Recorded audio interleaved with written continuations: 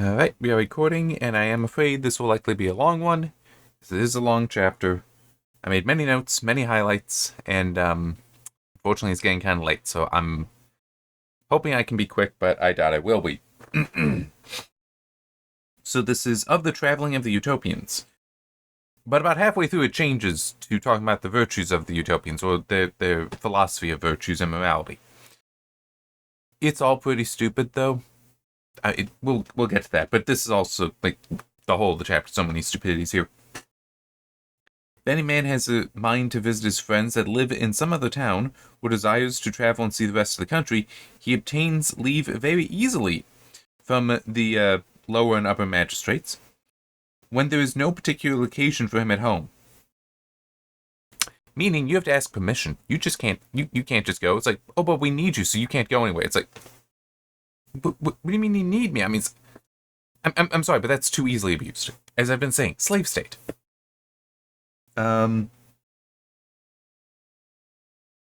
Such as travel carry with them. Oh yeah, such as travel carry with them a passport from the prince, which both certifies the license that is granted for traveling, and limits the time of their return. So you want to go for 3 days? Yes, that's all. Okay, you have to be back on the third day. They are furnished with a wagon and a slave who drives the oxen and looks after them. So I guess that's nice. They give you a car, a wagon, and a driver at least. But yeah, there is no free travel. Which that is something that I do understand that we are kind of fortunate with. I mean, it's kind of like in The Hunt for Red October, with the whole I don't remember the first officer's name, but played by Sam Neill, who actually died not that long ago, sadly. That he wanted to have an RV and see the whole of the United States, especially Montana. And the final words for him in the movie are, "I'd like to have seen Montana." But there's when he's just talking about this with Ramius, the whole no papers, no papers. Because it is a thing that we in America, we're very fortunate about. There's also the aspect that technically we are a contiguous and coherent nation to a degree. Not homogenous, certainly. But you compare that to Europe. Which, I mean, we have single states. So where if you were to start walking in any direction for a day, you're in the same state. Whereas in Europe, you start walking in you pick a direction, start walking for a day, assuming you don't just walk into the water. You might be in a different country with a completely different language. So it's very different. But that's in theory. No, it's all the same language. It's just you know what? We think you're too valuable to let you go anywhere.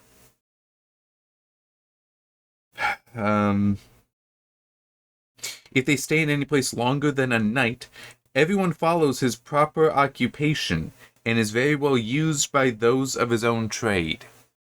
So you don't even get to go on vacation, okay? You get to, if you go there and you stay there for more than a night, and you were a carpenter, hey, guess what? We're gonna make you do stuff. We're gonna put you in a shop. It's like, I'm here on vacation. I'm here to see some old friends. Like, no, go to work.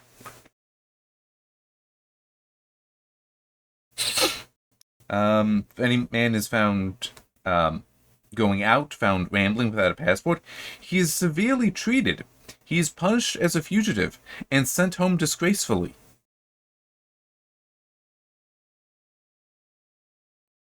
And if he falls again into the like fault, is condemned to slavery. This dude, this started with Raphael. True, this was a flashback kind of thing he was explaining, although it theory happened after Utopia, after he'd visited there. He talked about how, oh yeah, it's horrible to hang thieves, but it's like, I mean, they still committed a crime. I can agree that, yeah, it shouldn't be hanging them. His arguments were really poor, really weak there, so I still rejected those, and some of them were also false arguments. Well, faulty, I should say, faulty. So yeah, but it's like, but this is you literally just decided, you know what? I just want to maybe take a walk and maybe just go. And you can become a slave if you do that twice.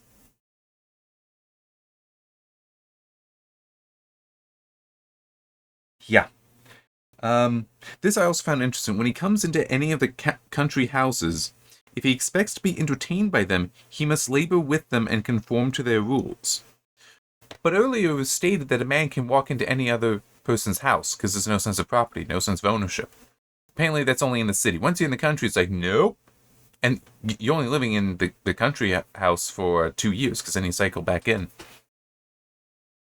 But it's like, yep, nope, there, you gotta earn your keep in order to enter that house. Any other house now you can just walk into, it's not a problem.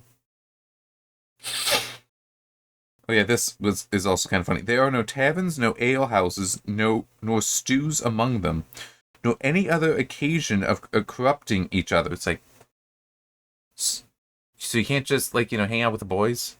That's not allowed. That's not a thing for you, because that's corrupting. Of getting into corners, so okay, or forming themselves into parties. This I'm taking to mean the general sense of party, which can also therefore mean political party. Okay, but even just still, with the general sense of party here, that means there's no right to assembly. Like, you can't just get together unless it is something the state approves of.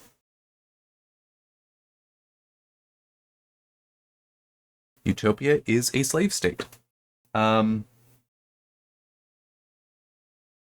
We get this that it's circumstantial, but I still consider it something of approaching contradiction. When they have thus taken care of the whole country and laid up stores for 2 years, this is about their provisions and such. It does even list out. This is talking about their exportation of their surplus, but refers to corn, honey, wool, flax, wood, wax, tallow, leather, and cattle. But remember, it's like, no, there's no reason for a person to take more than they need into their home. And I gave the example of, well, maybe they want to have provisions to last more than just one day. It's like, why would they not want that? Why would they not desire that? It's very reasonable to. Well, even the cities do that. But is it then it's circumstantial, yes, but is the contradiction here then that, well, the people are not allowed to build up their provisions, but the state is, which means then that you are always dependent on the state for your food. Because if there is ever something that does, like a bad season, you're just screwed. They get to decide who the food goes to, and they may decide that, some are more needed than others. Like, oh yes, we should feed them more because they have greater need of it. Well, what's their greater need? Well, they do work. We want them to do more. It's like, I thought that we didn't hold any trades in greater esteem.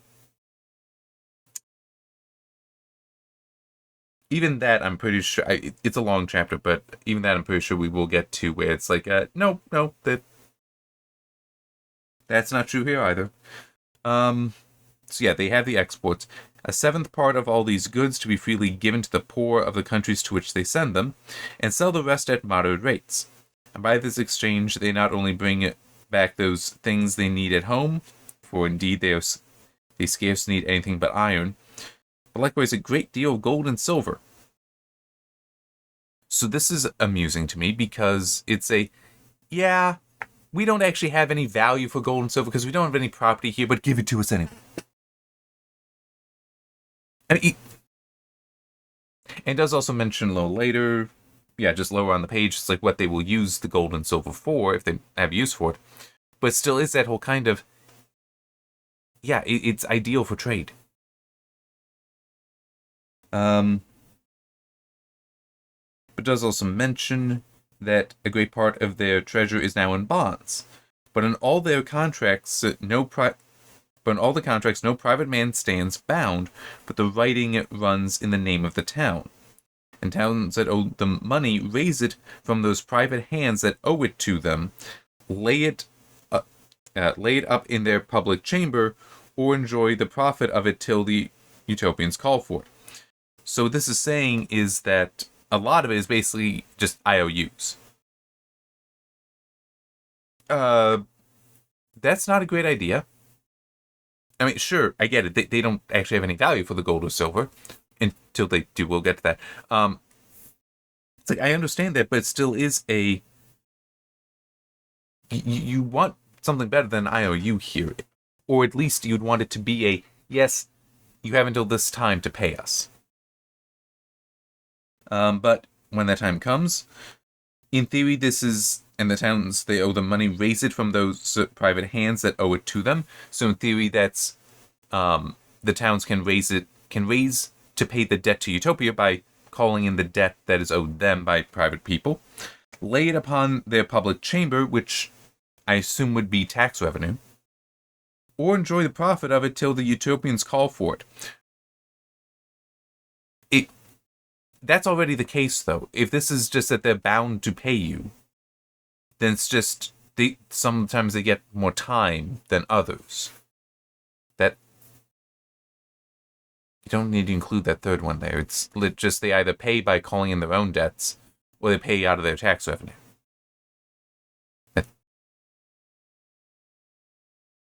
So what is it that they use the gold for? Well, we'll get to what they use it for normally, but there's also this. Whenever they are engaged in war, that is Utopia, which is the only occasion in which their treasure can be usefully employed, they make use of it themselves.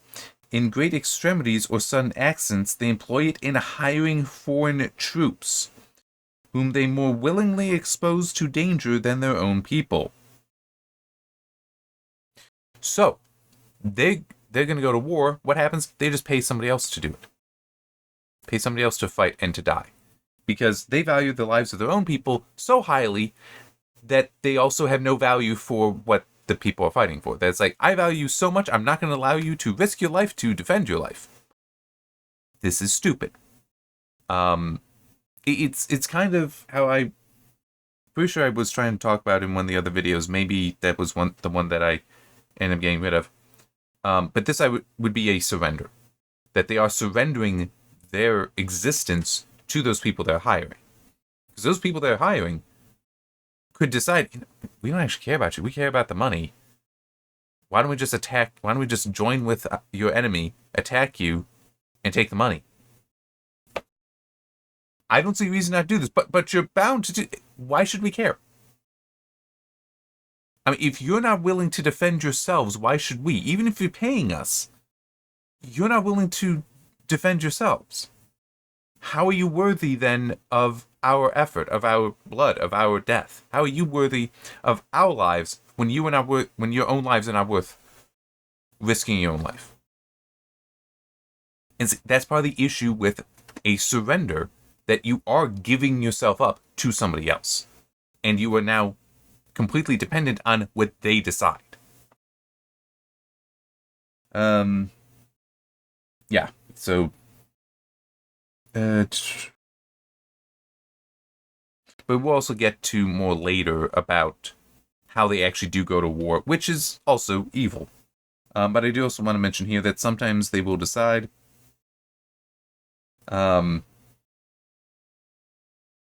sometimes Utopia will decide to basically call in the debt, but not for their benefit, but to basically pay a different neighbor if they stand in need of it. Which can also just be seen as, hey, we're transferring the debt you owe, the loan to them, so that, just pay them back because they need it. Which, I mean, that can be a thing, but there's also that element of, do you know why they need it? Well, they're at war, aren't they? Yeah, with us. We're not paying them. But what the hell's wrong with you? It's just... Technically, that could happen.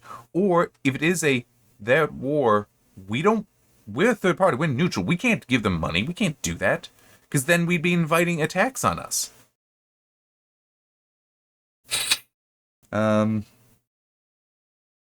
Okay, so then they get into a lot of the whole gold and silver is meaningless to us. Which has a lot of... The heir to a lot of this is inversion, but also the rejection of there being any value to effort. To like the worksman, the artisan, crafting something out of gold and silver or whatever it is, that there's no value there beyond what the material is, which is thoroughly and completely insulting to that effort. Anyway, it is their opinion that nature, as an indulgent parent, has freely given us all the best things in great abundance, such as water and earth, but has laid up and hid from us the things that are vain and useless. Except I was talking about with value. If you have to seek it, there's greater value in you finding it than the thing that's just there. Right? It's I put in there, like, there's a greater value, because there's greater cost involved, to getting the iron you are mining out of the ground versus the iron that can be found in some streams. Indeed, you can. I think it's referred to as iron bacteria. It's a very small amount. So you actually do need to go mining if you want to get much iron. Which is, again, kind of proving my point, though, that it's, in order to get it in significant quantities, you must expend some. That increases the cost, the value of the iron, because of what you are expending to do that. It's also why you saw in the early 2000s, 2010s, the price of oil and natural gas fall in America, because we came up with better means, more efficient means of getting both of those. So basically, hey, the supply went up because efficiency improved, and that helps dictate the value. Here, they're just rejecting that. So what is it that they do with all this gold? Well, they eat and drink it out of earth or glass, out of vessels of earth or glass, which is not a good idea. I mean, glass would be fine. Glass would be fine, I'm pretty sure. Oh, depending on how they die. Earthen vessels, though, not necessarily good, because those aren't necessarily going to... If I remember correctly, with earthen vessels, like, water can seep in, and so if there is any contaminant in there, can then leach into the water, and so you're drinking that in. Whereas silver or gold, that's going to be perfect seal. There's no leaching in. It's actually going to be safer and healthier to drink or eat from that. And also separately, although it does kind of relate to the whole value. What did Napoleon, when he was emperor, eat off of? Because he would have banquets where everyone would be, all the guests would be eating on plates of gold, and with utensils of gold, I believe, as well. He would eat on a plate of aluminum. Because at the time, aluminum was incredibly difficult to make. It was of very high value because of this difficulty. So, yeah, and it's actually kind of one of those funny things that aluminum is actually the most common metal in the Earth's crust. But it's, for a long time, it was the hardest to purify and extract. Well, extract and purify, you know what I mean. It wasn't until the 50s, I believe it is, that we figured out electrolysis at sufficient scale to mass produce it. Which is one reason why in Civilization 5, at least, I very much appreciate that in the tech tree, aluminum is its own thing. Because it is truly very significant. It does have, I'm not sure if this is true of all alloys, it does have certain disadvantages to something like steel. Like, I don't remember the specific name of it, but there is a measure for a material's strength based on, well, here, if you have a steel hook, and if it is rated to hold 1,000 pounds and you only put 500 pounds on it, it may depend on the alloy of steel, but it will never fail. Okay? That, excluding corrosion, stuff like that, it will never fail. Aluminum, even though it's rated for 1,000 pounds, you could put 500, you could put 100 pounds on that. It'll actually still fail. After enough time has passed, it will still fail. Which is why for a long time, aluminum was actually not allowed to be used in car frames because you couldn't trust it. I'm not sure if it's just we figured out either aluminum alloys that don't have that issue, or if we figured out that we can't expect it to last long enough, the car would be replaced before that becomes a problem. Yeah, because that is also a thing. Like, in some case, the whole, well, it died the day after the warranty expired. It's like, yeah, that's not, well, that is by design, but not in a negative way. We figured out that, well, when a part will fail, and the warranty covers when it is an unexpected failure. When it reaches the point that, hey, we expect it to fail, then say, all right, yeah, we expect it to fail. And it might seem like, well, that sucks. I need help for when it does fail. It's like, the warranty is covering unexpected failures. I get that's annoying, but still is the warranty is to cover the unexpected fails. The expected fails, because you expect it to fail eventually. Yeah, it's... Why should the company always be responsible for that? Yeah, so getting back to this, which make an agreeable appearance, earth or glass, though formed of brittle materials, while they make their chamber pots and close stools of gold and silver, and that is not only in their public halls, but in their private houses.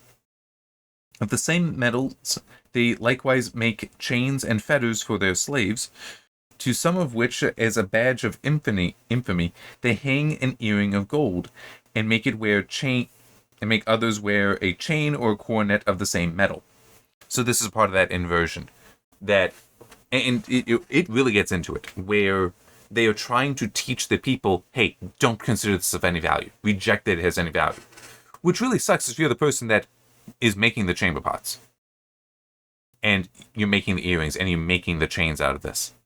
Okay, that's got to suck. It's like that. I mean, that is no. Your job is of low esteem because you are having to make the thing that everyone looks at and is like, that's of no value. Okay, I mean, a toilet, like the modern toilet, that does serve a useful purpose and is designed to that end. And so in that way, people who design toilets, they deserve to be held in esteem because they are designing a useful, good product. There's no attachment there of anything negative. With this in Utopia, no, it is specifically having a negative attached to it. So it is hey, I really worked hard on that. Yeah, but it's shit. Who cares about it? It's like,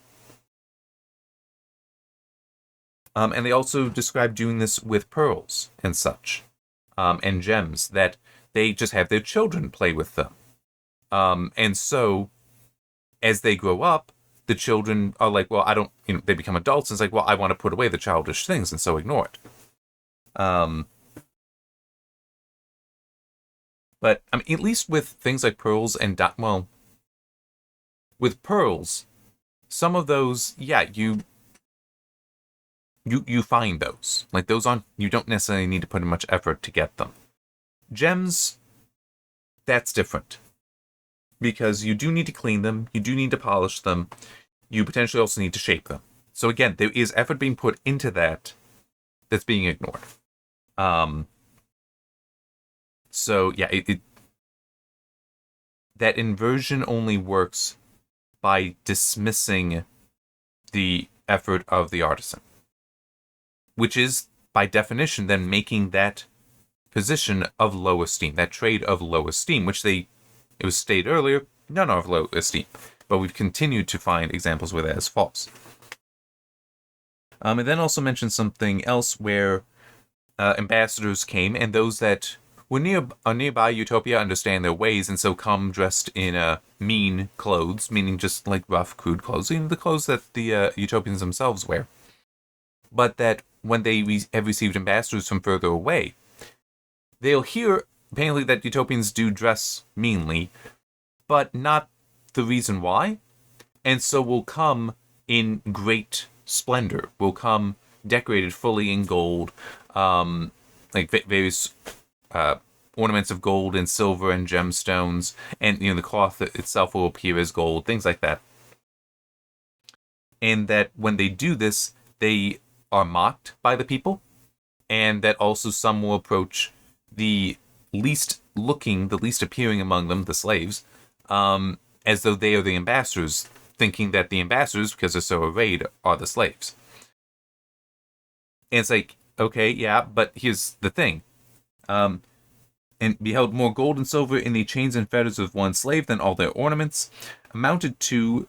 Their plumes fell, and they were ashamed of all that glory for which they had valued themselves, and accordingly laid it aside. So it's saying there that they got so embarrassed that, the Utopian slaves apparently have more gold and such on them. I have a feeling the ambassadors know they would have had more on them, but because they put it aside, it's like, that's not a good ambassador. Because the ambassador there is to represent their culture, okay, not Utopian culture. Taking on some of the stuff, it can make sense as a sign of respect, but it still is it depends on the context. Very much so depends on the context, because you are there to represent your culture. If your culture values those things, you need to dress as that. Doesn't matter what the host country thinks. You need to do this, because also you are making a statement that no, you are to respect this as well. You want me to respect your culture, you need to respect mine as well. Okay. So yeah, I don't think highly of those ambassadors for that. But it's also the whole thing about things like, why are you still wearing your gold? I mean, it's, we see no value in that here. It's like, I do not see the value in the gold. I see the value in the craftsmen that worked for years to create all these things. All right? I have a love for the craftsmen of my home nation. I have a love for them there, and so I wear it with pride to show what they are capable of. Why do you not do the same? See, that's why the inversion is so actually dangerous. Because a Utopian could never answer that. They would be incapable of, because they would have to either say that we do not see value in the work of our people, which that's going to upset a lot of people, or they'd have to say that, well, we do see the value in it, but we reject the value of the gold. It's like, I did not say I value the gold. I said I value the workmanship. Do you not value the workmanship? We do. Then why is it that you do not display it proudly? Why is it that you put it only on people who are not you, who are your slaves? Because very possibly the slaves are not... Probably by definition, the slaves would not be citizens, even if they became slaves by just the law.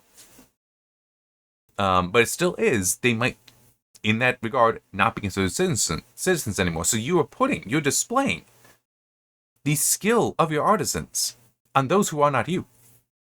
How is... That's not prideful. That's actually diminishing. That's insulting. The Utopians would have no answer to that, which is why inversion is dangerous, improper, and can even be evil. Evil in that it is divisive. And then we also have this here, with again, this is inversion stuff, how any should value himself because his cloth is made of a finer thread. Again, it's a workmanship, and also might just be it's more comfortable. That can be the end of it, where no, I value the comfort of it. I don't like the coarse threads on my skin. I'm just sensitive that way.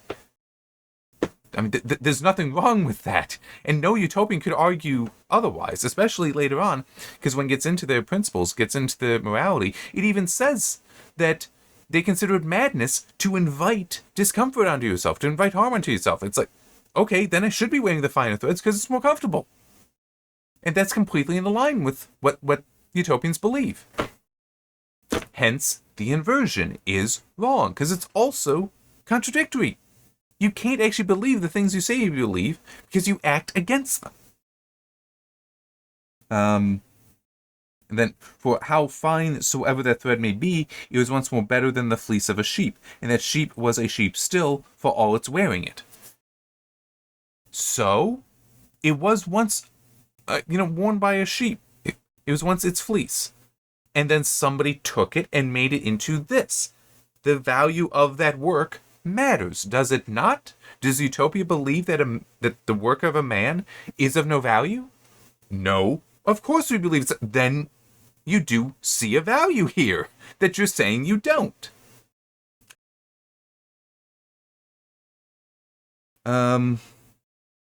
This I also just found annoying. They have all their learning in their own tongue. Yeah. Well, okay, no, I could see that being some criticism there, because there would have been some places that they would have had their own language, but would have been learning things in Latin or Greek. In fact, even in ancient Rome, they would have slaves teach their children but they would teach them in Greek. The Romans actually held Greek in very high regard, and so would prefer to have Greek slaves, especially for that role of teaching, but even if it wasn't a Greek slave, they would give them a Greek name because it sounded better. So yeah, actually it is possible that you would see people educated not in their own language. But anyway, which is both a copious and pleasant language. Okay, many are to the ears of those who speak it, and in which a man can fully express his mind. That's what language is for. So the only thing significant here, of any significance here, is they have all their learning in their own tongue. That's it. All the rest of this is every language. I mean, it's like, you might not like the sound of German. Okay, to a German it sounds fine. What's your point?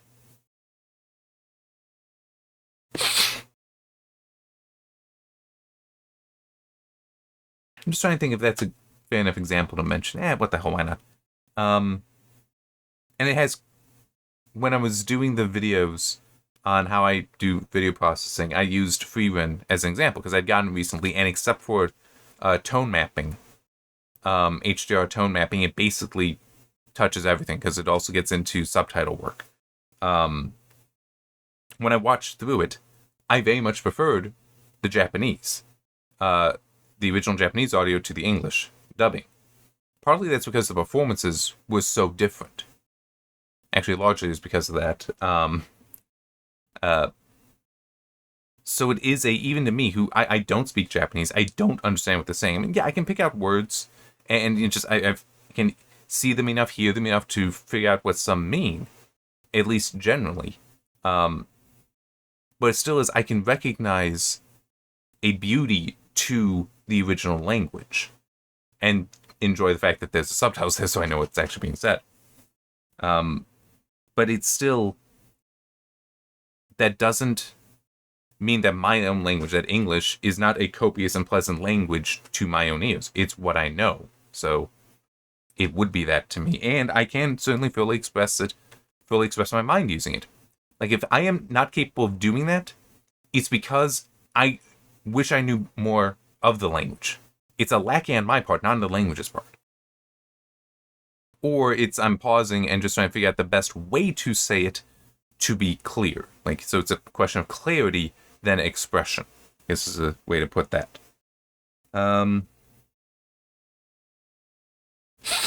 Yeah, there's also this that I find interesting. They far exceed our modern logicians, for they have never yet fallen upon the barbarous niceties that our youth are forced to learn in those trifling logical schools that are among us. They are so far from minding chimeras and fantastical images made in the mind, that none of them could comprehend what we meant when we talked to them of a man in the abstract as common to all men in particular. This I find very interesting, because that's, to me, a strong negative. Because that's basically saying they don't have imaginations.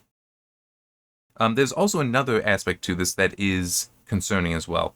But I want to keep with the whole lack of imagination. And it's also, how can, because it was talking about, that they basically know many of the philosophies that the ancient Greeks figured out on their own, even though they never were exposed to that, although it's mentioned later that they likely were Greek. Yeah, confused there, but anyhow.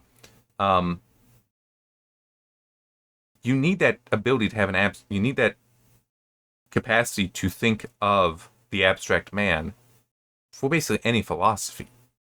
So this is an apparent contradiction here that's like, no, they have to have the understanding in order for them to achieve what you're saying they have achieved. But there's also the issue how it's upon the barbarous niceties that our youth are forced to learn. It's like, this is something that I do see in modern culture, and actually greatly troubles me. And that is the desire to treat children as adults. Now, don't get me wrong, I have talked about, I've ranted about, like with jargon, talking up, right? You should always be talking up, especially to children. Be honest with them, be clear with them, but that doesn't mean that all things are appropriate to be told to them, okay? Or that on a single topic there cannot be appropriate and inappropriate ways to explain the topic, and that changes with time and maturity. That's definitely true. But it does seem like there are some today that, no, this topic, that is an adult topic, that is a mature topic, we can just tell kids that, we can just expose children to that, that's fine. It's like, no, they're children. They don't have the maturity to understand that. They don't have the maturity to incorporate that, or rather not incorporate that, but still process it. So one example of that is the concept of critical race theory, really any critical theory like that, which all the critical theories, the idea there is that judge various complex systems as though it's based on this one single thing. So critical race theory, the idea there is judge systems based on it only and exclusively being based on race. As a mature thought, that you can do that because you can just look at something in that way, but then still dismiss it as being untrue. That's like, no, that's not what's going on here. It's this other thing, but you can still see certain things by doing that. But by teaching it to younger and younger people, you're now they're going to accept it as true. And it can be critical whatever theory, right? It doesn't have to just be race. It can be critical whatever. They're going to take that as true because they don't have the maturity to dismiss it, the maturity to critically analyze it, determine you're full of shit, and then say, I'm rid of that. I'm not going to use that because it's wrong. They don't have the capacity for that. They're assuming that the knowledge given to them is true, or at least that they can trust the person that is sharing it with them. Okay, so what they describe here is we just teach them everything. That we don't use these fantastical images and such. It's like, but that is what entertains the mind. That is what engages a child's mind. And it is also a way to teach. It is most certainly a way to teach. I'm just trying to think what would be a good example. Well, yeah, I mean, stories that contain morality. I'm not entirely sure I'd want to say Star Wars is a morality play. But that is something that it is fantastical. They're definitely fake, false presentations in there, but the substance can still be true, making it very good to share with a child. Star Trek can be like that as well. In fact, at one point, Nichelle Nichols even said to Gene Roddenberry, I know what you're doing. You're just writing morality plays. And he just went, shh, they haven't figured it out yet. And it's like, there is a great value there. But apparently, Utopia has no concept of this. And that, it can be very dangerous. It can be very dangerous. That's how some of the grooming, the grooming to the purpose of abuse occurs, is because children cannot recognize, they will accept something as being true because of it just being presented to them, and so have that trust with the person presenting it, as opposed to being able to recognize, no, this is wrong, this is bad. That's not how their brains are wired at that time. So, the idea of just presenting all of that to them, which it seems like that's what Utopians, that is wrong. Which is why I said, when I see this stuff going on in today's culture, it does worry me greatly. But then also at the same time, some of the media that's given to children is just garbage. It's really weird. It's like, yes, we will expose them to all these very adult, mature things, but at the same time, we're giving them slop to entertain them. It makes such little sense. Then they get into various principles and such. I'm gonna read this aloud. I have no idea where I am. Okay, hang on.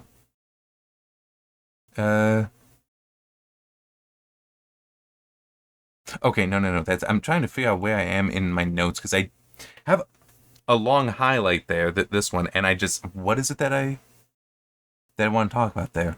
Because I don't remember it specifically. Okay, I believe I should be here. Okay. Though these principles of religion are conveyed down among them by tradition, they think that even reason itself determines a man to believe and acknowledge them. So this is essentially, it's talking about their fundamental beliefs and where their principles and values come from. It gets very confused because at times they say what Raphael describes as one thing, but then he gives a counterexample of what they actually do. So it kind of bounces back and forth, which it might just be the writing style, and it's like you spend so long on the counterexample that it seems like, no, this is the example. But anyway, though these principles of religion are conveyed down among them by tradition, they think that even reason itself determines a man to believe and acknowledge them, and freely confess that if these were taken away, no man would be so insensible as not to seek after pleasure by all possible means, lawful or unlawful, using only this caution, that a lesser pleasure might not stand in the way of a greater, and that no pleasure ought to be pursued that should draw a great deal of pain after it. So, one of their primary beliefs is that there is a virtue to pleasure. But they then also will say things in counter to it. It gets weird, and it is. They have another thing that today you recognize it as suicidal empathy. That is expressed here as a good thing, but there's also no expression here of any guiding line to it, guiding standard to it. At least not a very strong one. But the note that I put in here concerning this, about no pleasure ought to be pursued that should draw a great deal of pain after it. I wonder how Utopia would respond to addictions. Because, yeah, addictions, they definitely do cause a great deal of pain after it. But it's an addiction, so you're still set off after it. And people that, even if they know that this is what will happen, if they take that first drink, drag that first puff, whatever it is, there's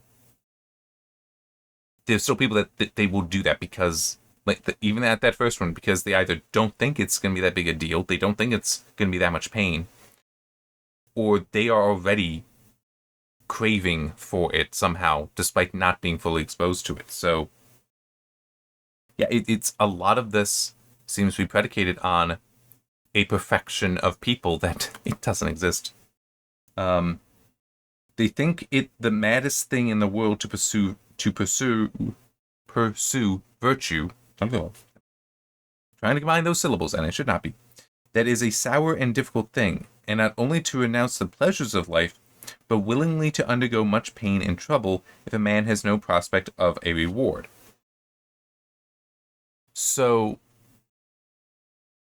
this is one of those things where they get into a contradiction, because later they do also mention about in the suicidal empathy that they will give up their own advantage for the benefit of others, for the happiness of others. It's like, but it says here, it's like, well, that's considered madness if they don't believe in a reward. Now, they do also acknowledge that, yes, to do that, you may find a reward from God when you die, after you die. It's like, okay, but is that your guidance here as far as how, well, into how far you to go with this giving to another? And it's also just, what about people that are undeserving? Where it's like, if you give them that thing, they're just going to destroy it. They're not going to value it. So what do you do then? No appreciation of that at all in the text. But I do, this definitely, for me though, I think it confirmed for me how Moore is trying to have Raphael be somebody very secular and potentially also hedonistic. Or he's trying to describe Utopia as that. Because if you remember all the way back to the introduction, it did say that he would on Fridays actually even whip himself. So he very much did believe in doing these things, renounce the pleasures of life, and invite even pain, cause himself pain and trouble. Now he was doing so in the belief of a reward, both an eternal one, but also a temporal one. That because this is something else that is kind of overlooked here, is that from that pain can come discipline as well, and that discipline can be of great value. They define virtue thus: that is, living accord to nature and think that we are made by God for that end. Do I have anything specific here?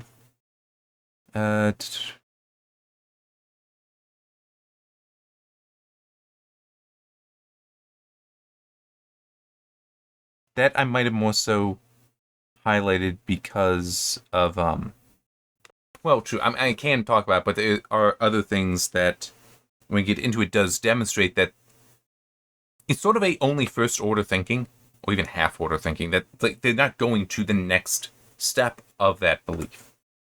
But yeah, I mean, just living according to your nature. Okay, well, what if your nature is violent? And what if that violence gives you pleasure, gives you satisfaction? Then what? How does Utopia handle that? Because now they are left at this contradiction.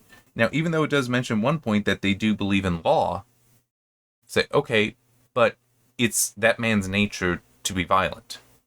How can your law, which is supposed to be born of these morals, say that he was wrong? Say, oh, but he hurt somebody. It's like, okay, but that is what gives him pleasure. Like, to him, that's the greatest thing.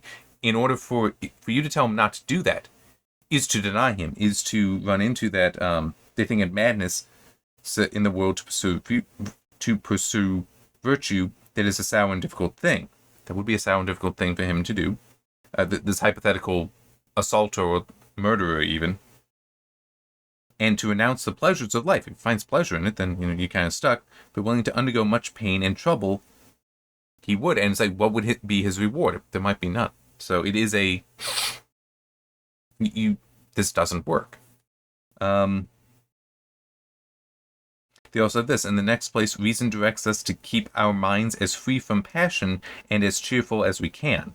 That we should consider ourselves as bound by the ties of good nature and humanity to use our utmost endeavors to help forward the happiness of all other persons. Okay.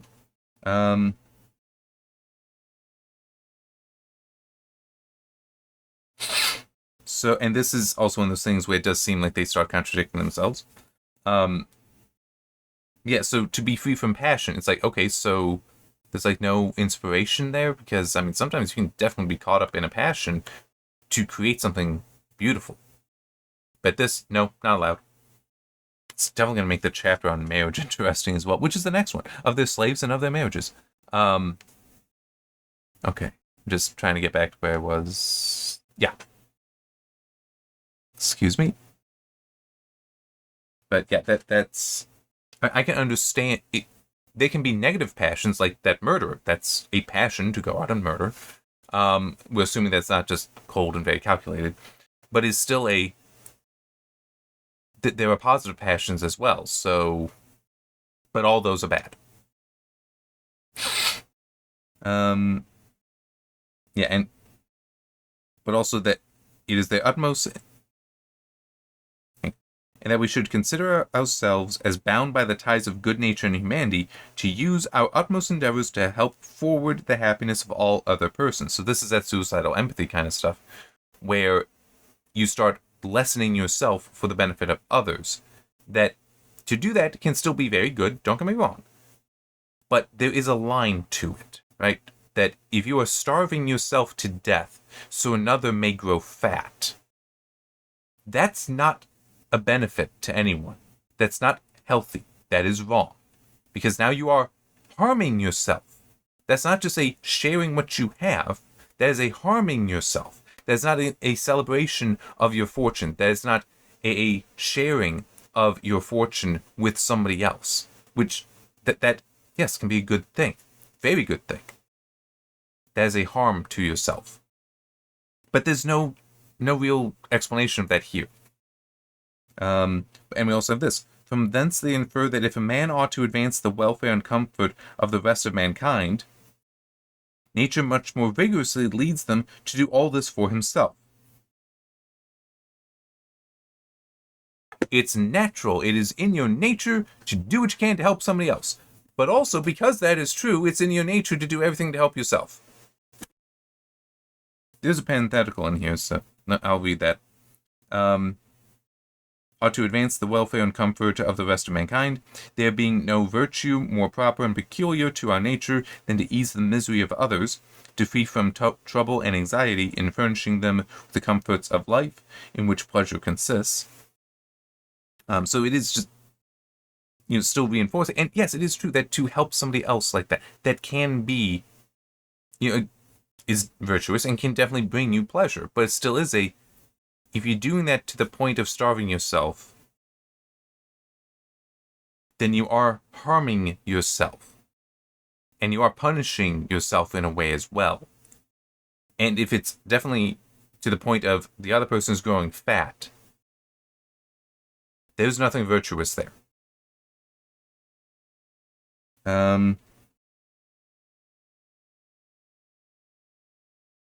Thus they define virtue to be living according to nature, so they imagine that nature prompts all people on to seek after pleasures at the end of all they do. Yeah, this definitely sounds hedonistic. There is, like, that it is our nature to do that which is pleasurable, and so that must be our virtue. It's like, except, like, discipline, as I mentioned earlier, with the self-flagellation, that is not pleasurable, but the discipline has a value to it that can still bring a satisfaction and a pleasure to it. So, yeah.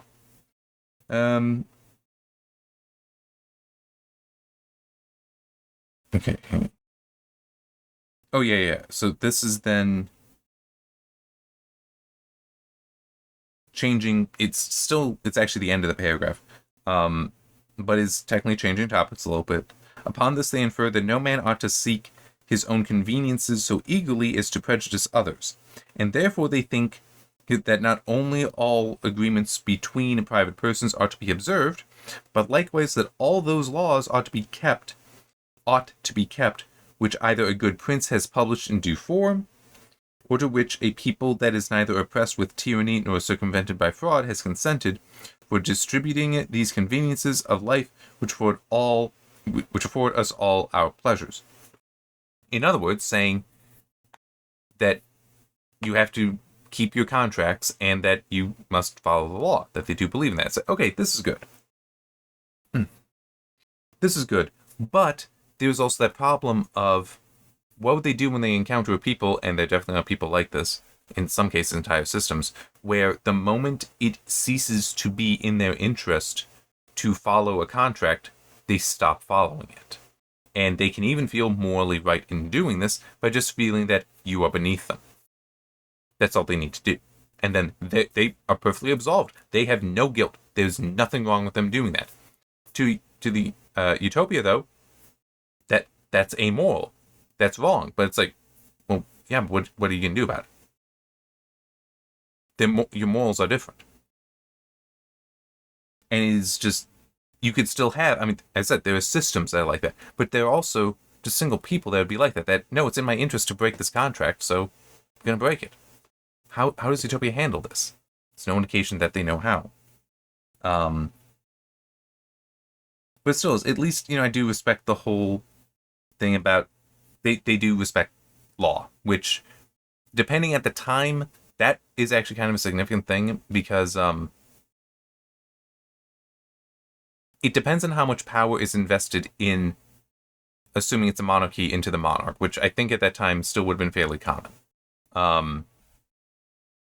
Because, to a degree, all monarchs are tyrants if they are seen as the source of the law. Because that means then that they are free to change the law, free to ignore the law, because it is not rule of law, which has been written down, even if it's provided by the king, it is still written down and therefore is common, and even he is supposed to be obliged to follow it. But if it's just from him, then he can be like, nah, I don't care. I'm just going to do what I want. And that's a problem. But at least I will grant, hey, Utopia says, nope, rule of law. Okay, cool, good with that. They think it is an evidence of true wisdom for a man to pursue his own advantage as far as the law allows it. Again, they care about the law. They count it piety to prefer the public good to one's private concerns. Nope. Because, I mean, it's communistic, because who decides what the public good is? Because the public good could be you starve to death so that somebody else may eat.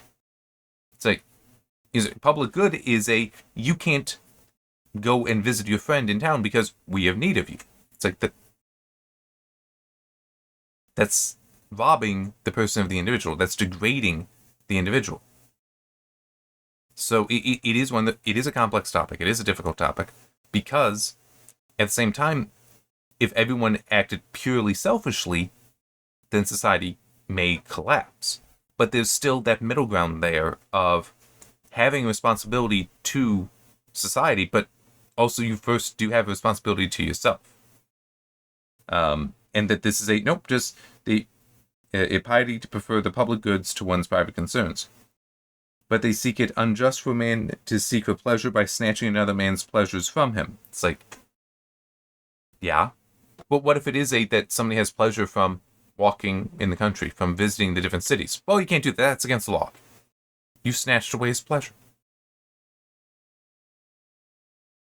And on the contrary, they think it a sign of gentle and good soul for a man to dispense with his own advantage for the good of others, and that by this means a good man finds such a pleasure one way as he parts with another.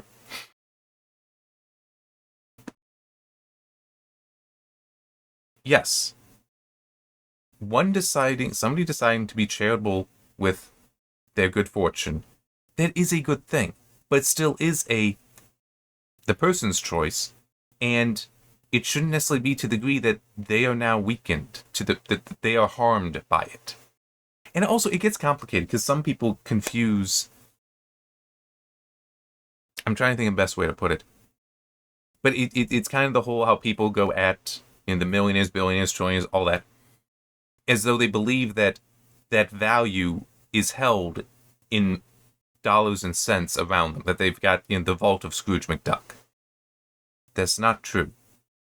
That in basically all those cases, the value is held in it might be in the bank, but the bank, like I've got money in a bank. Where's that money actually? It's in somebody's home. Like in It's a Wonderful Life. It's like, where's your money? Well, it's in his home, and his home, and his home. It's like, yeah, banks are doing that. And it's also why is this person worth $100 million? It's because he owns a company that's worth $990 million. He keeps $10 million for himself, but half of that is in his home, half of that is in this, half of that is in this, and this is this. It's like if you ask him to give over the $100 million, what's going to happen? Hang on, I said 100 million, then I think I said 990. So 100 million, then 90 million, but you get the point. If you ask him to turn over the 100 million, then it's like, I have to sell the company. Well, if I sell the company, then all those people are thrown out of work. Because it's like they might not be able to work anymore because that company doesn't exist anymore. Maybe another company will take it over, will buy it, and keep everyone employed. But they also might not. They might fire a whole bunch. It's like,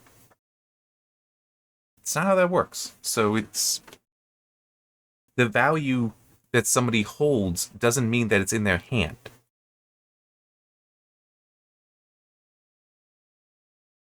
So yeah, it's kind of what I said before about Utopia seems to very much believe in, well, they only think about that first order. That's like, oh, you have there's this much value to you. It's like, yes, but that value is shared amongst other things. You have to go to that next step.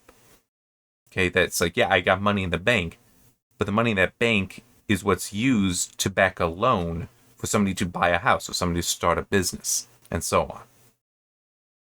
So it's like, if I were to demand that all out, then that means that that's a loan not backed. That's a mortgage not being given. That's a loan not backed. I know mortgage is kind of loan. I got that, but it's still, yeah.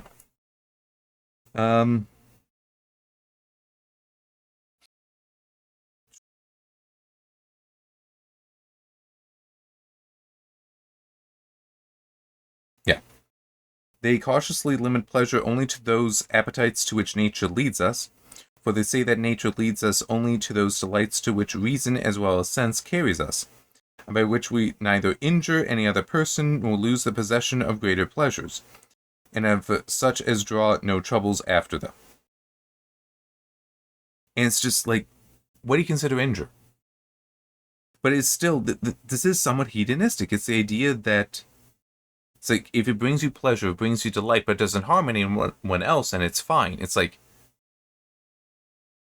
that, what do you define as injure? Is part of it. So, I mean, I'm just trying to think, like, vandalism. Depending, that doesn't injure somebody. Like, if it's graffiti, you could say, well, that's not injury because it's now artwork there. It's like, it says swear words. I don't want that on my property. But you're not really injured by it, so it's fine they did it. No, it's wrong that they did that. It's vandalism. And it's also, I could believe that is that injure, somebody else might be deciding that. Yeah. Like how, oh, don't worry about it, they're insured. So they're not going to be injured. It's like, what are you talking about? If you steal from somebody, if you, like, destroy a business and steal from it, and it's like, oh, well, they have insurance. It's like, but now the insurance, well, they're out of business for a while because if you broke in, then that has to be repaired, and they can't be open for business until that's done. They can't sell goods until they've acquired more goods, and that's not just insurance writes the check. Well, it's like after investigation, and they still need to get the additional goods. Their insurance premium is also going to go up, so you are harming them. But there are people like, oh, well, no, it's insurance. You have still injured them. But people will just say, well, it doesn't count.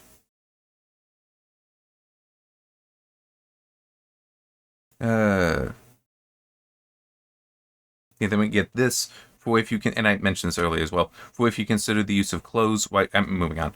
If you consider the use of clothes, why should a fine thread be thought better than a coarse one? If it's more comfortable. There's also this that is a kind of self-contradictory statement. And, well, hang on, I also just want to... Okay. Nearing the end. The jeweler is then made, because now they're talking about the jewels and such, the jeweler is then made to give good security and required solemnly to swear that the stone is true, that by such an exact caution, a false one might not be bought instead of a true. Though if you were to examine it, your eye could find no difference between the counterfeit and that which is true, so that they all one to you as much as if you were blind. It's like, okay. If they look the same, then their value is the same when it comes to buying a piece of jewelry, okay? So then it is irrelevant. Like, in that way, it's true. But the fact that the person can see a difference between them, you can discern between the colored glass and the actual gemstone, means there is a difference in value here. Okay, it is a self-contradictory statement, because if you are acknowledging the greater value to the gemstone, that greater value comes from observable properties. You cannot just say, oh, but if it's, the same properties with this fake, then clearly there's no value to the gemstone. But the gemstone has those properties, and the fake does not. That's what you're testing.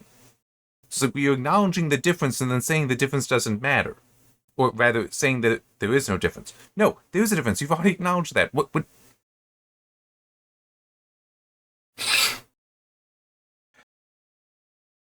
Talks about some other kinds of pleasure here, such as hunting, but also like sending out dogs, and what pleasure can one find in hearing the barking and howling of dogs, which seem rather odious than pleasant sounds? I mean, depending. No, it's not odious. It depends on the person. Nor can they comprehend, Utopians, the pleasure of seeing dogs run after a hare more than of seeing one dog run after another. I just want to expand this highlight to include that as well. Helps with the context. Come on.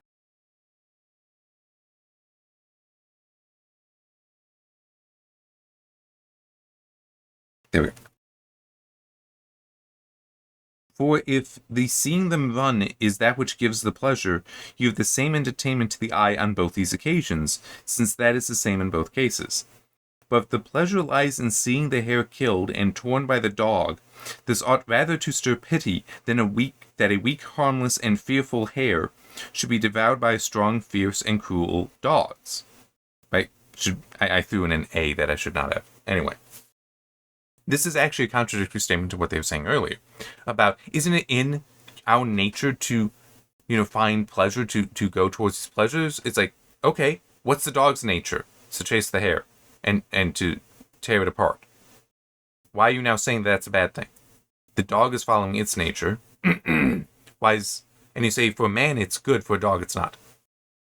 Hey, I gotta drink water. So, yeah, that's a very significant contradiction here.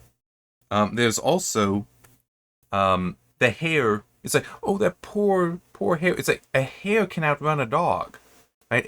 And if it couldn't, then how does the hare still, as a species, still exist? It has to be able to survive somehow from its predators. And dogs are descended from wolves, which wolves can go after hares. Foxes would go after hares as well. I don't think they're necessarily related to dogs, but still, it's like they do have some capacity to survive.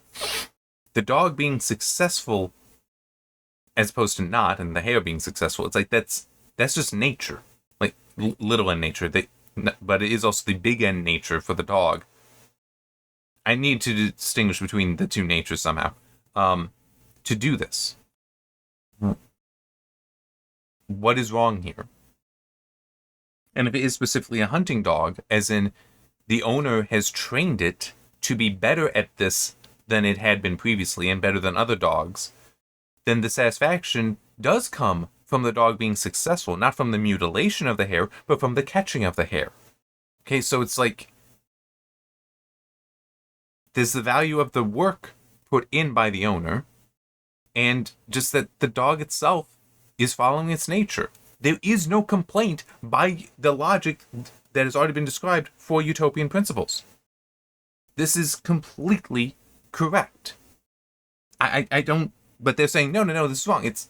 No, this does follow. It's like, should stir pity that a weak, harmless, and fearful hare... It's like... if it were weak, it would be dead. Well, it is dead now, but I mean as a species. If it were a weak species, it would not survive. Okay, and I'm not even saying that as a survival of the fittest is true. I'm saying that as a...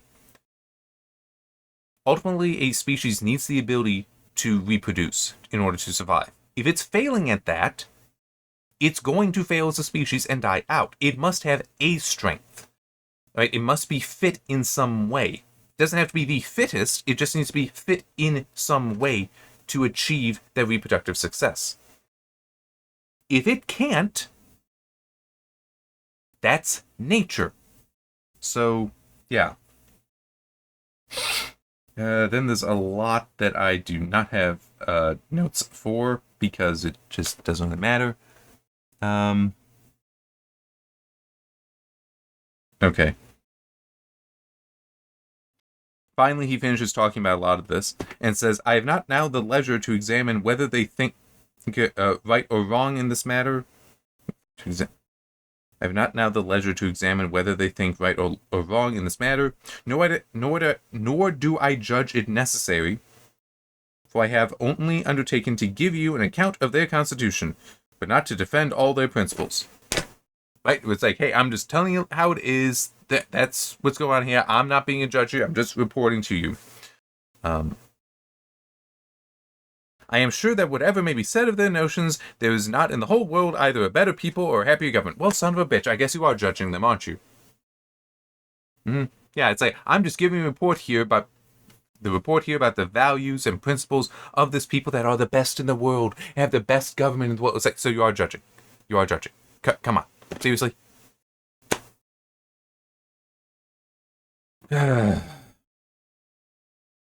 Also mentions something here about, yeah, they do this stuff for, honestly, I don't even remember some of it. But, it's like, yeah, they do these things. Well, yeah, it tries to say that, like, the soil actually isn't all that good, but they just put in so much hard work that they make it fruitful. It's like, I mean, yeah, there are ways of doing that. But it's also, there is just good soil. And you can't... This is before Miracle-Gro. I mean, it just... You can't really cheat this. You can do only so much to make soil, or barren soil, fruitful. But it mentions this as well, which is like... This is stupid. Whole woods plucked up by their roots, and in other places new ones planted, where there were none before. Their principal motive for this is the convenience of carriage, such that their timber may be either near their towns or growing on the banks of the sea or of some rivers, so as to float to them. For it is harder work to carry wood at any distance over land than corn.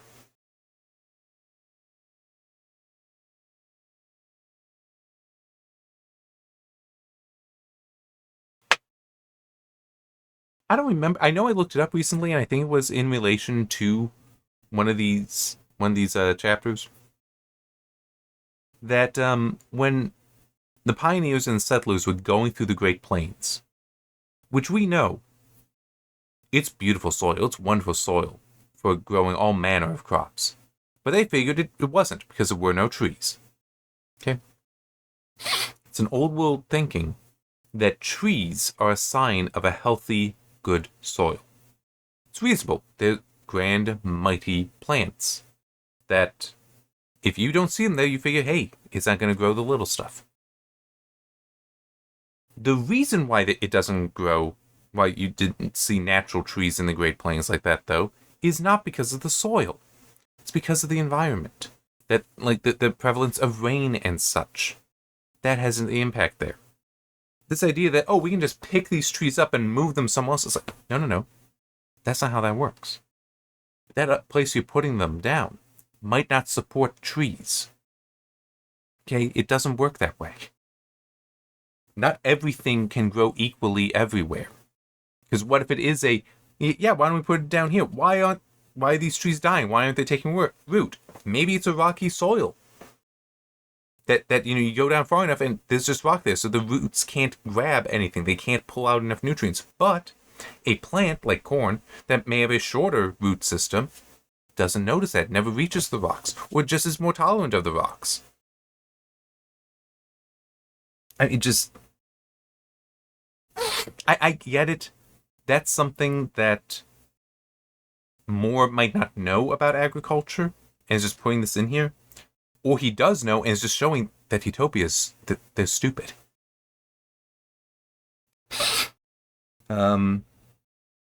Okay, then the final point here that I have highlighted and noted is something that I do somewhat agree with. He, capital He referring to God, like the inventors of curious engines amongst mankind, has exposed this great machine of the universe to the view of the only creatures capable of contemplating it. I wanted to change those, for some reason my tongue wanted to change some of the syllables there, but anyway. So an exact capable of contemplating it, so an exact and curious observer who admires his workmanship is more acceptable to him than one of the herd. So basically saying that those who, that which is capable of contemplating the universe is more pleasing to God, who created the universe. Much as how, like, for me, it would be like somebody who reads books. I am more interested in sharing the books I have written with them, because they are more likely to value that than somebody who is not illiterate. I don't want to say illiterate. I'm not saying they can't read. I'm just saying they choose not to read. It's not one of their enjoyments. But that's fine. I don't judge on that. I don't see any reason to. But it's just, if you're somebody who doesn't read, then I'm not going to be so interested in be like, hey, you want a copy of a book? I'm not going to do that. But it is I get that, because there is something to be said to that philosophy there, that the fact that we are able to contemplate the universe, that we are able to view it and enjoy it, in fact, do seek to view more of it, to understand more of it, that is something that is going to be pleasing to God, that we were given that capacity no other animal has. Nothing else of his creation is capable of that. And so that, I appreciate that. I'm good with that. I like that. But it's still a lot of this stuff with the Utopia is just stupid. Oh, man. Anyway. Of their slaves and of their marriages is next. This could be interesting. I'm mostly looking forward to, with that where their slaves come from, we already know criminals can be one source, but in theory, these are bought or taken in taken in wars. The marriages will also be interesting to find out more about their courting. And also, is this going to try to describe something along the lines of the divorce? Because that's actually one of those things that is kind of funny when you see some stuff talking about other cultures, and someone like, oh yes, it's so egalitarian because look, it's so easy for a woman to divorce her husband. It's like, yeah, well, actually, when you start looking more closely, many of those cultures, it's because they actually don't have a sense of marriage. It's literally just, who is it that you're living with, and that's it. That there's no concept beyond that of marriage as an institution. So it's not that divorce is easy; it's that there's no meaning, or there's a far lesser meaning to divorce or not divorce than in other cultures that do have marriage as something being a specific thing. That the ending of that is a bad thing. So it will be interesting here, especially. In theory, this could also start getting into, because they mentioned a little bit about family sizes and, couples that are fruitful versus couples that are not and how children will be moved. It will be interesting. I don't remember if there's any mention in here about, like, the an expected number of children to be produced, for example, which that could very well be a thing, which technically is a expectation of a marriage. But it also, I do wonder about, I'm dead serious, I could see it being that these are largely arranged marriages it's a slave state, so why wouldn't it be that? Why would the state have any concern for the happiness? I mean, true, it is to your own pleasure, but then that's also true based on what they were saying before about, the virtues come from finding your pleasure. Then why would you not have polygamy? Why would you not have a man just keeping multiple wives or a woman keeping multiple husbands? Why wouldn't you have that if that gives them pleasure? I mean, yeah, sure, they did have the whole thing about, keeping private contracts, but it's also, say, what if you just find enough people where they don't consider it a contract and they just go about and do that? So they are people that don't value marriage. What happens then? So that may be interesting to see. Yeah,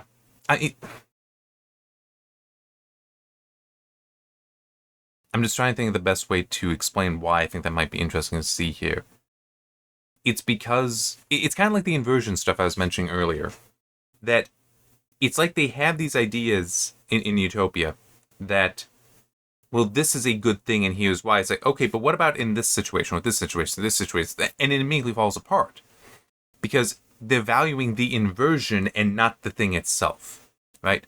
They're valuing that, oh, we're just saying that gold is of no value, but then by doing that, they're saying that the workmanship of the gold has no value. So they do not value the work itself, the effort itself. So yeah, you have these obvious contradictions there. So it will be interesting to see, might that continue with some of the stuff with marriages and such. So yeah. And sad thing is, there are people that's exactly how they think today. It really is. Utopia is disturbingly familiar. As in the book, what is being described here, it is disturbingly familiar. There's so many people, that is exactly how they think today. And this is 510 years old now. And it also reminds me, I think it actually was 3 years ago now. I think it was in 2023. I finally read 1984. That's a wild thing to do today. If you haven't read 1984, I do recommend it. Be prepared, though. There's some creepy stuff. Well, not necessarily creepy. Depending on your own sense of, let's say, sexual propriety, there are some scenes in that are, the hell this doing in here? Where it's like, do we really need this? And I will say, yes, you actually do. Because it does help demonstrate how corrupted the people are in that, but also the specific characters. But yeah, it's. I mean, true.